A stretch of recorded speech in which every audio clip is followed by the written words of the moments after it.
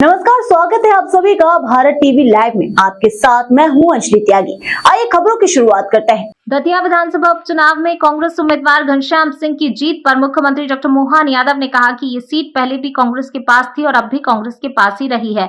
उन्होंने कहा भाजपा जनता के जनादेश का सम्मान करती है और भविष्य में और मजबूती के साथ चुनाव लड़ेगी।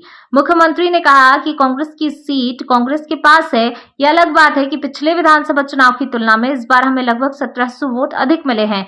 उन्होंने कहा लोकसभा चुनाव के बाद हुए विधानसभा उपचुनावों में भाजपा ने बुधनी सीट अपने पास बरकरार रखी और अमरवाड़ा जैसी कांग्रेस की सीट भी अपने नाम की थी।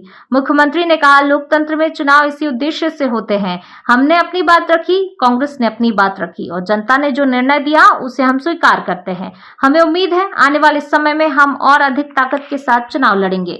उन्होंने कहा कि भाजपा जनादेश का सम्मान करते हुए आगे भी जनता के बीच अपने कार्यों के आधार पर जाएगी। कांग्रेस की सीट कांग्रेस के पास है।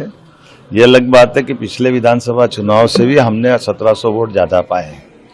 चुनाव में जनतंत्र में हमारे प्रति जनता का विश्वास, बीते विधानसभा चुनाव के बाद 29 की 29 लोकसभा अगर जीती है तो आज़ादी के बाद पहली बार भारतीय जनता पार्टी ने जीती है।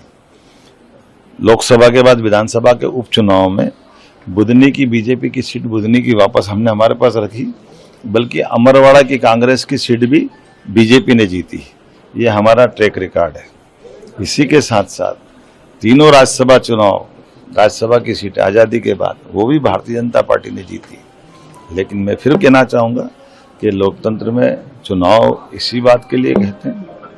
हमने अपनी बात रखी, कांग्रेस ने अपनी बात रखी, जनता ने जो निर्णय किया हम उसको सिरोधार्य करते हैं और उम्मीद करते हैं आने वाले चुनाव में और ताकत से लड़ेंगे और जीतेंगे।